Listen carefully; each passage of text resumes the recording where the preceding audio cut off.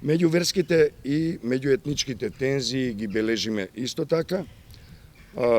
Бележиме пораст на случаите во кои јавно се манифестира меѓуверска омраза со отворени повици на насилство.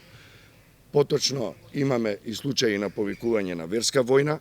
Тоа се документирани и анализирани содржини и за тоа посебно ќе дадеме осврт во крајната финалната анализа која ќе излезе веднаш по изборите.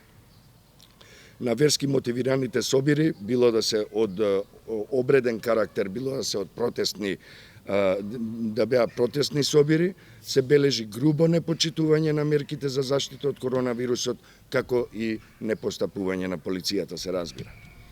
Верските лидери потврлија во овој период, нивното однесување и пораките во јавноста придонесоа кон влошување на состојбите и во поглед на заштитата од ширењето на коронавирусот и во поглед на меѓуверските, но и меѓуетничките односи во земјата.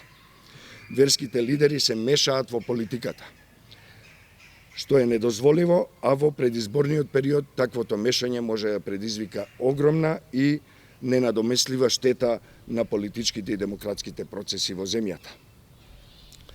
Во поглед на меѓуетничките односи бележиме пораст на говорот на омразата на етничка основа.